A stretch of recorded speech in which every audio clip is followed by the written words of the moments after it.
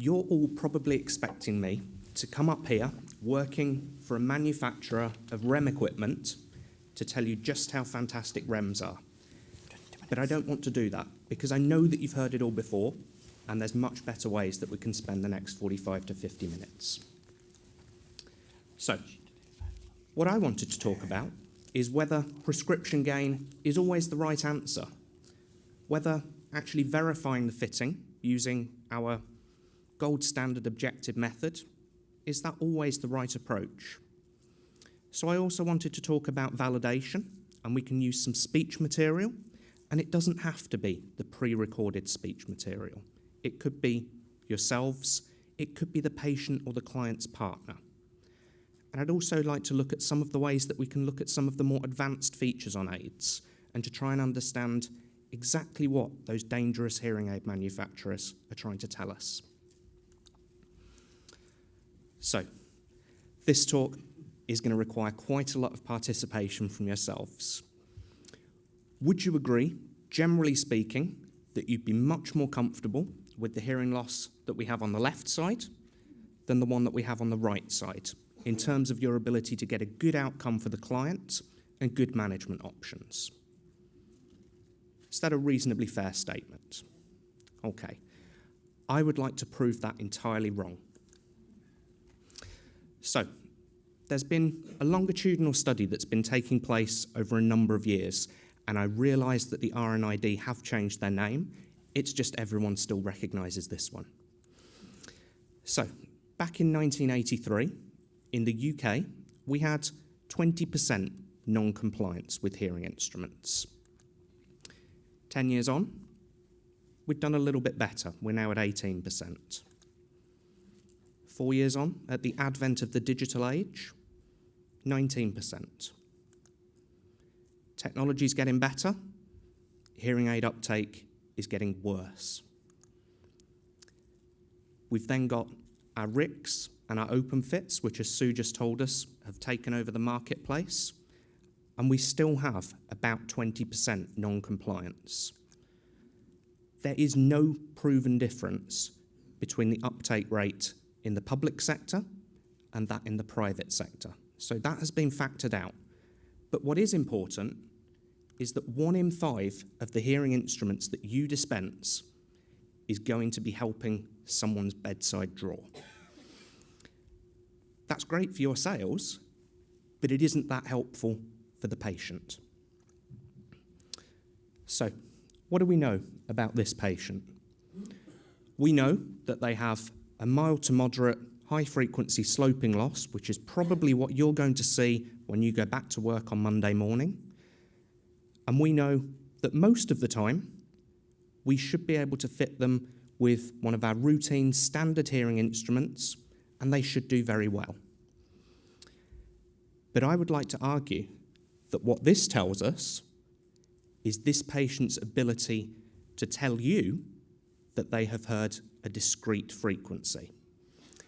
And that becomes very important, because when I go out in my everyday life, I don't want to sit there and listen to some headphones that are going beep. I want to go and listen to interesting talks like Sue just gave us. I want to go and talk to my friends over in Qatar tomorrow. I want to go out and enjoy life and interact with other people. This doesn't tell you anything about my ability in those situations. Same patient. Here, we have their speech perception score. So we can see that with their hearing loss, their speech reception threshold is about 73 dB. This was our mild to moderate patient. That means that at 73 decibels, which is quite loud conversational speech, this patient can understand 50% of what is being said to them in quiet. The most that they can hear is 65%. And as we make that level louder and louder, you can see that the curve shows no improvement. This patient's maximum ability is 65%. So what happens when we give them a hearing aid?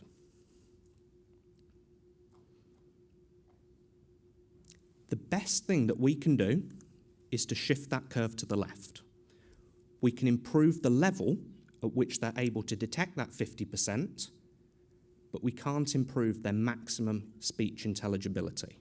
No matter how good a hearing instrument you have, this patient will only ever be able to hear 65% of conversational speech in a quiet environment. There's a really interesting guy who works at Harvard University in Massachusetts. He's called Chris Halpin, and he's actually an autopsy doctor. But he got interested in ENT as well. So he has a large pool of his patients, if you like, that come to see him after they're no longer relevant to other medical professionals, shall we say. But conveniently, all of his patients had a known audiogram that was recent to their time of death. So what he did was he went in, cracked open their temporal bone, and looked at the cochlear integrity. And what he was able to demonstrate for this same mild to moderate patient is what's actually happening at the cochlear level. So here, just below, we have a plot of the population of this patient's outer and inner hair cells. And you can see very clearly that up in those very high frequency regions, we've barely got any function at all. Most of those hair cells that are sensitive to high frequencies have atrophied away for whatever reason. Cochlear dead regions are a real problem, and they're something that we ignore because our gold standard is still tone audiometry. What you can see here very clearly is that past about 1500 hertz, this patient has no outer hair cell function. That means that all of those high frequency thresholds have probably been generated by a neighbouring frequency. In fact, those very high level thresholds of 75 up in the 6 and 8 kilohertz region, they may well have been generated from the hair cells at around about 2 kilohertz. So how are we going to help this patient? What we're going to do is to prescribe him some gain. And the way that we prescribe gain is always based around the thresholds that we've measured. So we'll keep this patient in mind, and we'll keep his hearing loss and his speech levels in mind when we go and select his hearing aid. So we've got relatively good low frequencies and relatively poor high frequencies, and conveniently, Sue has just told us all about ear molds. So what instrument are we going to choose for this patient? A RIC or an open fit? Perfect, that's exactly what I would do. So we know that we're not going to give a lot of amplification in the low frequencies. So we want the ear nice and open and well vented, so we've got natural sound coming in, and we only want to concentrate on amplifying the high frequencies. Occlusion is a huge effect, and even an open fit or a RIC aid can be occluding. And if you don't measure that level of occlusion, then you're not able to account for it. Jay told us earlier that the ear has a natural resonance of around about 3 kilohertz, which you can see from my black line on the illustration here. For most people, we get about 15 to 20 decibels in the 3 kilohertz region. And we'll come back to the 3 kilohertz region in a minute and why that's so important. A fully occluding hearing aid will remove this natural resonance. If you select the wrong dome size with an open fit or with a RIC aid, those tiny little veins and those little holes within the dome, they will close up as you insert it, and you will give a fully occluded fitting. So it's really important that you make sure that you're choosing the correct dome size for the patient's ear canal. As a result of that, if we take away this natural amplification that we have been born with, we're going to need to further increase the level of high frequency gain that we're going to give to compromise that. not to compromise, to compensate for it. Our patient has got good low-frequency hearing and, best case, poor high-frequency hearing, worst case, no high-frequency hearing. So we're going to give them lots of high-frequency gain, and that's going to cause further off-frequency listening, and that will lead to further distortion. So we're not necessarily going to be able to help in this case. So, the next choice that we have to make. Which target do we use? As most of you know, I've come from an NHS background, and I now work for a manufacturer of real ear equipment, and I'm going to tell you, from my experience, that NAL and DSL don't work in Vietnam. They are prescriptions that were generated for English, but very specific English. The NAL lab sits down in Sydney, so they all talk with a slightly funny accent, and they claim to be very good for adult hearing aid fittings. And generally speaking, they tend to do all right. DSL, on the other hand, they're also generated by some funny-speaking English people, just in the western area of Ontario in Canada.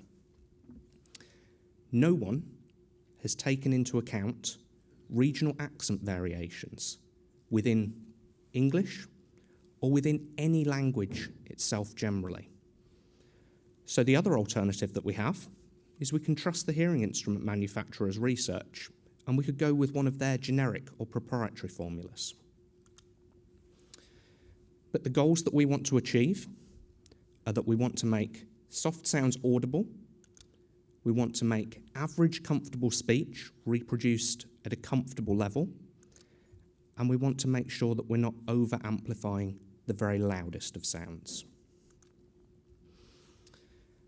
So, many of you will have seen me present this slide before, and it is still relevant. If you go and plug your hearing aid into the HypePro and you send the audiogram down the magical cable and get the hearing aid to generate a first fit to target, this is what happens. Sometimes the hearing aid will be over target, and sometimes it will be under target. And that is absolutely fine. The hearing aid manufacturers spend loads of money on research and development and on trying to get this right. And generally speaking, they're very good. But what you're doing when you send that audiogram into the hearing aid is you're telling the chipset what voltage to apply to a receiver for a standard voltage input from a microphone. Now, the chip was produced on a production line, and it doesn't know anything about the acoustic characteristics of that microphone or of that receiver. It doesn't know how deep your insertion into the ear is. It doesn't know anything about the patient's anatomy either. It knows nothing about acoustics. All it knows is the electrical signal to deliver. So we always have to make some adjustments.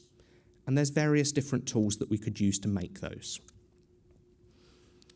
So, how do we generate a target? We've all seen on our standard audiogram sheet that we have the little speech banana, and we have the low frequency sounds, which tend to be our vowels, and we have the high frequency sounds, which tend to be our consonants. And those sit right at the top of the audiogram. They tend to run from about 20, 25 decibels through to maybe about 45 to 50. We get that sort of 30 dB block at the top of the audiogram. But we go out and we always say that average conversational speech is 65 decibels. But our speech banana sits at about 30 decibels. So we need to explain that away. Each of those discrete frequencies has to be added together in a broadband signal in order to generate that total sound pressure of 65 decibels. So on average, our conversational speech may well be 65 decibels, but when we split it out into its different frequency components, which is what we do with our audiogram, it actually falls very close to normal hearing thresholds. So what we can do with our audiogram is we can plot an aided speech banana. So here you can see that our speech banana has moved and it is still very close to threshold, and down in those low frequencies where we had relatively good hearing, it's still got nearly 30 decibels of width to it. But up in the high frequencies, where we have less dynamic range with the patient, we've had to squash or apply some compression to our signal to make sure that all of that speech is reproduced close to threshold level, but making sure that the louder components remain tolerable. So what we do next is we're going to convert all of this back into an SPL view. So now we have quiet at the bottom and loud at the top. And very simply, this is all an SPLogram is. This is DSL. DSL tell us that we want the soft sounds around threshold level, so towards the bottom, just where it's audible, so just about our greater white border. We want our speech sounds inside that speech banana when we reproduce them, and we want our loud sounds to remain tolerable, so well below our top grey cutoff. And that really is as difficult as you ever need to think DSL ever got. So, many of you will have become aware of speech mapping, which has become very popular over the last few years. And that's because we can now compare between directly what is happening in the patient's ear canal against any formula. So you can make some very fine adjustments to sound quality on the patient's behalf. So what I've done here is to superimpose where the now target thinks that we should be fitting our hearing aid. And here you can see that it's, broadly speaking, in fair agreement with where our aided speech banana sits. So the verification process is very simple. We want to make our soft sounds audible, we want to make speech comfortable, and we want to make the loudest sounds tolerable. We could use one of the manufacturer's own formulae. Here I have my now target again sitting between those two red lines. I have what DSL think that we should do, which is the green line. And here I have 6 different hearing instruments on their first fit settings. And you can see that, broadly speaking, they're all doing a reasonable job. Maybe we want to think about increasing high frequency gain because it all falls below threshold. But what we know from our patient before is that maybe those high frequency thresholds aren't representative of the area of the cochlea that we think that they are. So, do we think that our amplification is effective for this patient? I think that we've done a reasonable job so far. If we assume that this is a new patient with no experience of hearing aids, we're going to send them out with something that sort of broadly speaking matches their aided speech banana, which is based on a lot of research, and I think that we're doing a good job. But is it enough? There are problems with the REM and with our speech mapping target. Our REM and our speech map are all generated by one huge assumption. Tone audiometry is our gold standard test, but it's actually not the best of tests to be able to base this on. We've always talked about REMs being an objective measure of what's happening in the patient's ear canal, and that's very true. We put a microphone next to the patient's ear and we measure exactly what comes out of that hearing aid. But what comes out of that hearing aid when we measure it against a target is all based on what the patient told us to start with. It's a subjective test. When we do tone audiometry, we ask the patient to respond every time they hear a sound and to not respond when they don't. And we've all had those cases where we've got the patient and they say, "Ooh, but sometimes I thought I could hear it and I didn't know whether to respond or not." So for those patients, maybe we've underestimated threshold by 5 or 10 decibels. So what we're then going to do with our hearing aid is to apply 5 to 10 decibels too much gain. We've all had those cases where we remember that with the patient's audiogram, and then as soon as we put the first fit formula on, they think everything's too loud. The truth is, it is, because that's the data that they gave us to base this on. We have our gold standard test, which we know has got a margin of error somewhere between 5 and 10 decibels. The British standard for real ear measurements says that we need to be between 5 and 8 decibels, depending on the frequency of our target. So, if we have up to 10 decibels of error in measurement, and then a tolerance of 8 decibels, that means potentially any one frequency, we could be nearly 20 dB away from where we think we should be. Equally, tone audiometry only tells us about our patient's ability to detect a discrete signal in one area of the cochlea in complete isolation to any other signal. It doesn't tell us anything about their cognitive ability, about their speech discrimination, or about their actual ability to process an audio signal. So, the next thing that we might want to consider is performing some speech audiometry. And this is a really crucial tool in the hearing instrument fitting process. I know during Priya's talk this morning, she asked how many of you are using something like the QuickSyn tool. And the response was very positive, and that's very encouraging. Those type of tests have a huge face validity to the patient. We're actually directly addressing the complaints that they're coming to us with. But equally, it gives us a lot of information that we can then go on and use in our hearing instrument fitting process. And we want to test in two different ways. We want to test speech and quiet, but we also want to test speech and noise, because that is relevant in our patient's everyday life.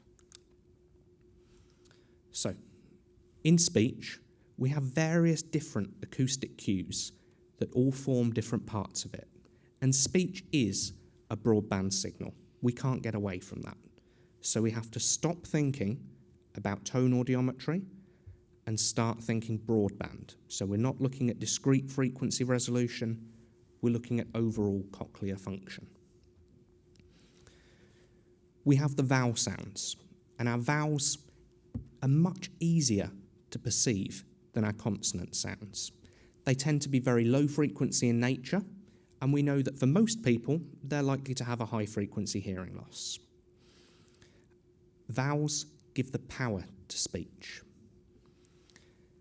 They're constructed by us passing air over our vibrating vocal cords, and we change the structure of our mouth, and that changes the way that that air pathway works and the way that those signals exit from our mouths. But we also have the consonant portions of speech. There are only 12 vowel sounds that we can use, but in English, we use 48 different consonant sounds. And I know that that makes a total of 60 signals, and we only have 26 letters in our alphabet. But if you think about just the way that you can pronounce just one of those letters differently by making your mouth a slightly different shape, it soon adds up. Consonants tend to be high frequency in nature, and so they're much less easily perceived than our vowel sounds. We just said that for most people, they're likely to have a high frequency loss. So high frequencies are already a problem in terms of detection. But equally, we know about the upward spread of masking. And that is going to make these doubly complicated to perceive, because we're already taking away some of that clarity. Our consonants are produced not by our vocal cords, but by the way that we stop and start the airflow. There's different types. Some of them are called plosives, and these sounds that are sort of like an explosion that comes from a rapid opening or closing of the mouth. Some of them are called fricatives, and these are caused by a level of friction in the mouth that's obstructing the pathway of this sound signal. This speech stuff is actually really important, and we have tended to forget about it completely because we're so focused on tone audiometry. So we can then build up a picture of where these sounds fall in terms of our audiogram. And you can see straight away, as we look to the left of the audiogram, our low frequency sounds, they tend to be much louder than our high frequency sound parts. Some of those fricative sounds, for a normal hearing person, when we pronounce those sounds in English normally, are coming in very close to threshold level. If you look at our very high frequency fricatives there, next to our bird tweeting, they're coming in at around about 20 HL. These are sounds that are very easily lost, and that causes confusion in the patient, and that can lead to embarrassment, which can lead to social isolation, which can lead to all of the problems that we as professionals are trying to resolve. But we then come to hearing in noise, and this is a study that we published down in Southampton this year. Here, we've taken a pool of normal hearing people, and we gave them a listening task. It was just to listen to some sentences through some headphones. We presented the signals binaurally, and we asked them to listen in quiet. And we found the level at which our participants scored 100%, where they were able to perceive those sounds well. What we then did was to take a nominal 10 decibels away from that and to apply a masking signal. So we have a signal-to-noise ratio of 10. So, when we put our participants at their level, where they're scoring 100%, into a condition with a signal-to-noise ratio of plus 10, in white noise, their performance dropped to about 60%. This isn't the worrying part. I don't know about you, but I don't go out there and listen to speech with a background of white noise.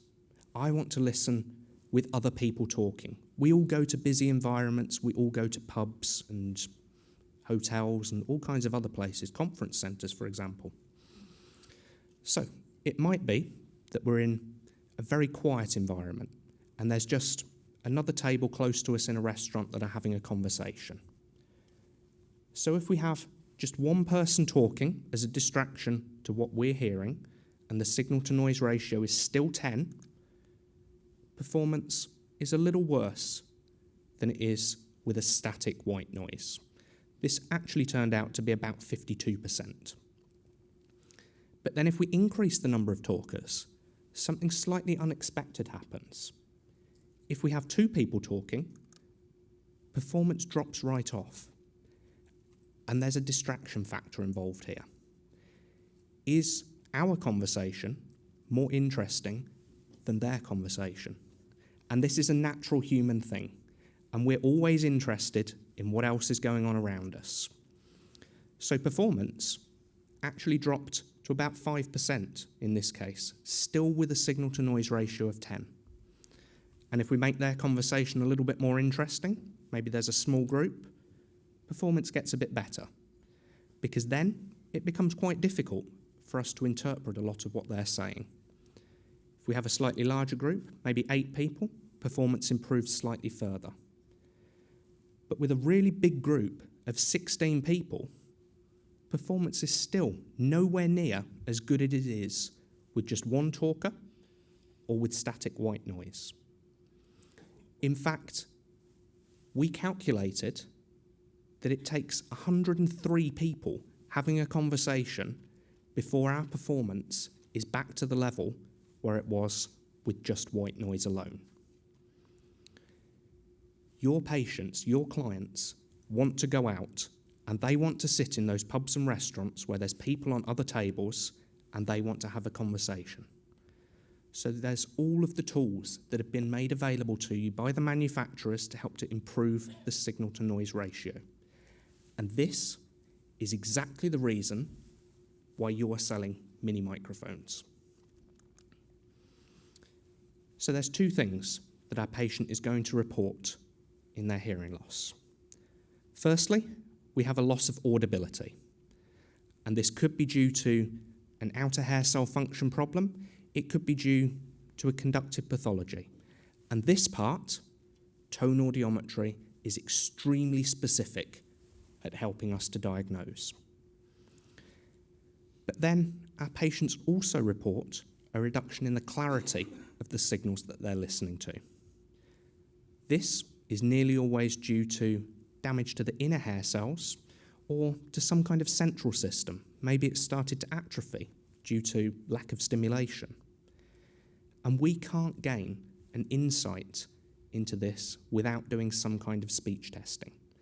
And this is why measuring signal-to-noise ratio loss, as you are with your QuickSyn test at the moment, is so important to the whole of the patient's journey. So, I know that this has been long and boring and we're coming up to a coffee break, but so far, we've done tone audiometry for audibility, we've done speech audiometry for intelligibility, but there's one dangerous final thing that we can do. There's someone else in the room, someone else that we should consider. And the patient actually can tell you quite a lot about their hearing aid and how it sounds. What we want to do is to make sure that our clients are getting the best possible experience.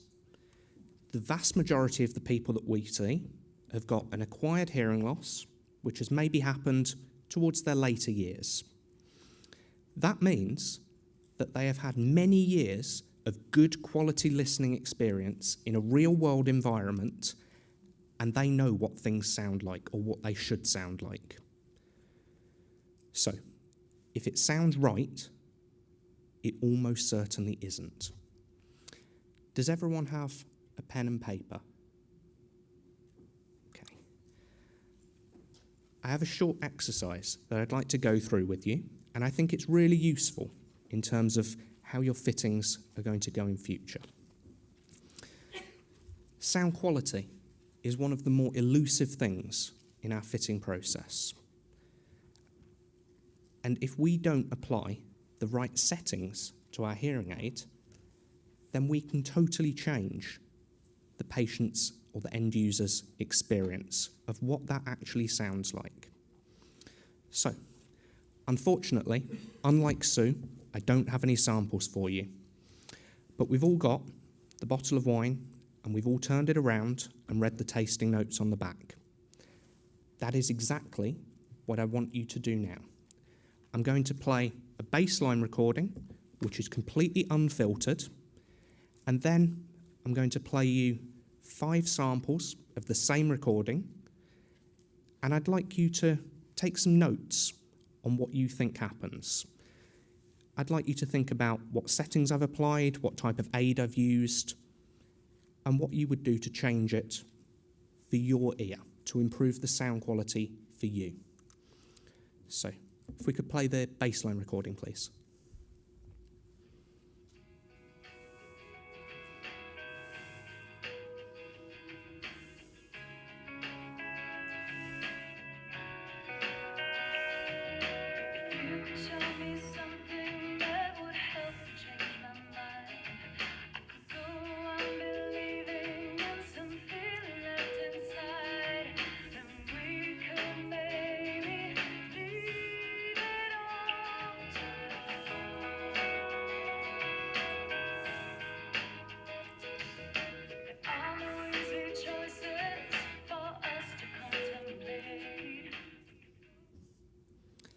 So as I say, completely unfiltered and as the track should sound there.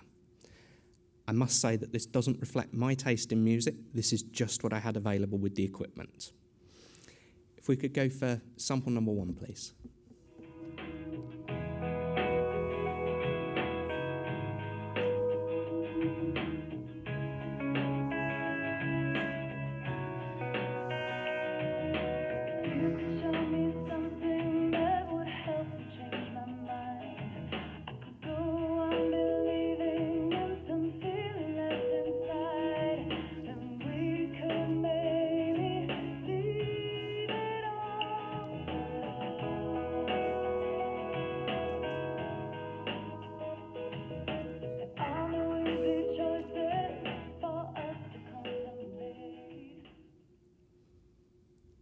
Okay, and number 2.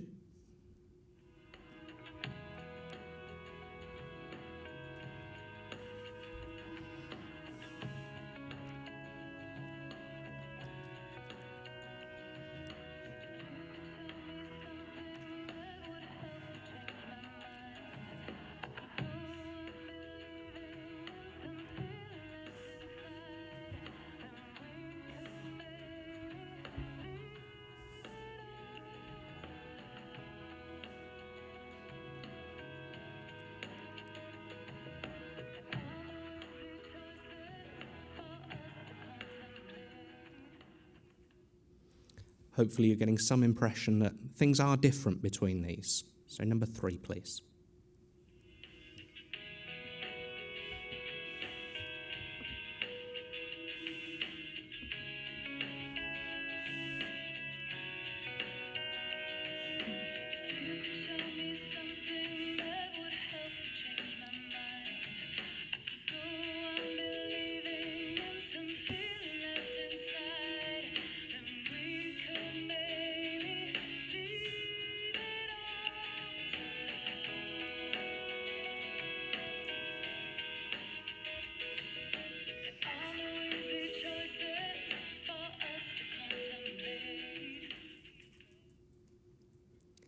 And number 4.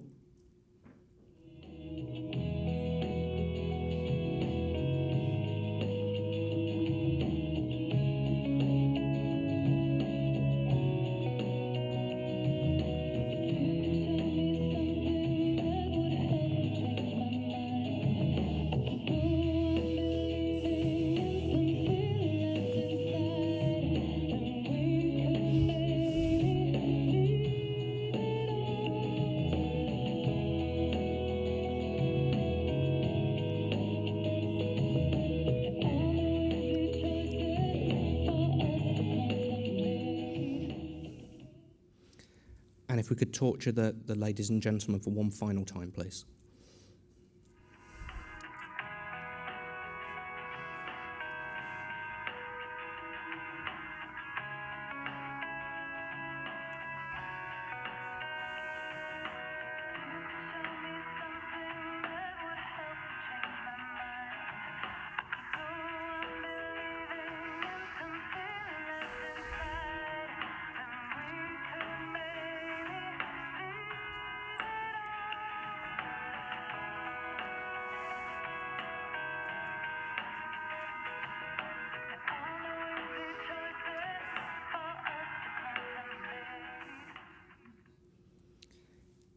If any of you work for a hearing aid manufacturer, you'll be pleased to know that those were all created with exactly the same hearing aid.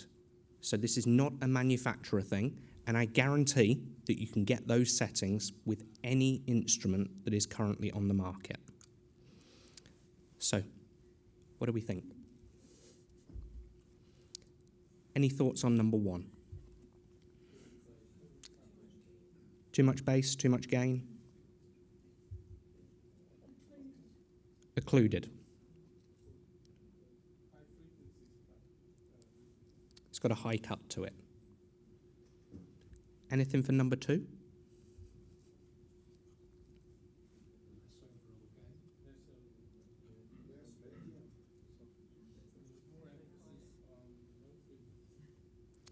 More emphasis in the lows, but less overall gain.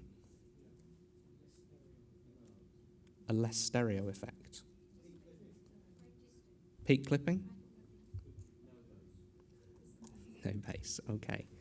Any thoughts on 3? Compression? A lot of compression.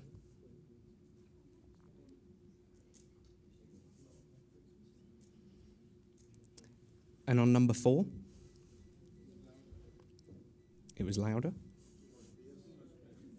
Too much bass. And on 5,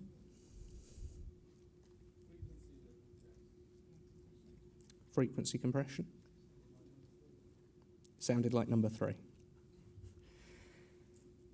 When your patients come back and they tell you that there's a problem with the sound quality, they're not going to tell you that you've got too much frequency compression applied. They're not going to give you the useful feedback that we like in our terms. They're going to use descriptions that are important to them. So, how we did that wasn't important. So we have various different quality descriptors that are associated to different frequency regions. So if your patient is saying that it's very boomy or bassy or boxy, it's probably in this low frequency area that we need to address something. We can go through our whole spectrum. I'm very conscious of time, sorry. And we can look at different descriptions that they might bring to us, and it's going to tell us quite a lot about which areas of the frequency response we want to look at addressing. So, what did I do? With number 1, that was a flat gain across all inputs. And this works really well for someone that has been a previous linear aid user. And this is actually probably one of the better settings for a music program on the hearing aid. Number 2, exactly as you say, we turned the gain up very loud and we'd applied loads of compression by bringing our MPO right down. Number 3, we had no low frequency gain. This is good for someone with a very high frequency emphasis to their hearing loss, just like our patient that we've been looking at so far. Number 4, we had an increase in the lows and a strong decrease in the highs, exactly as the gentleman said. This is what we want for our reverse hearing loss. And finally, with number 5, we'd set it up for a cookie bite loss. But for the patient that you see in front of you, something like this might actually work for them. There's lots of advanced settings that we can apply with our hearing aid. And very simply, why don't we just turn everything on all of the time to its strongest setting? The idea behind the features, the reason that the manufacturers give us these features, is to try and improve the quality of the fitting and the quality of the outcome as far as the patient's concerned. But we have extremes here as well. Feedback suppression, we know is really good for quite an extreme loss, but it reduces any kind of tonal quality to the signal that we're giving. So if the patient's interested in listening to music, feedback suppression really isn't going to help them. It's going to try and cut a lot of the music signal away. Noise reduction does help to improve overall comfort, but what about a patient's peripheral awareness? Is that something that we need to consider for safety reasons? Directionality is there, again, to help to improve a signal-to-noise ratio, but again, is it going to compromise on environmental awareness? The overall gain and the volume that we apply to an instrument is also going to help to strike a balance between comfort and the intelligibility that we offer. It might be that you want one of the aids that automatically adjusts all of these settings between different environments, or it might be that you want to give the client the control of that. What they tell you actually can make a difference to the type of device that you're going to prescribe for them. So, sound quality is very elusive, but it's absolutely vital to the overall fitting. And the descriptions that patients bring back with them can very easily be applied in different ways to the fitting that we generate to give them a better overall experience and you a better overall reputation.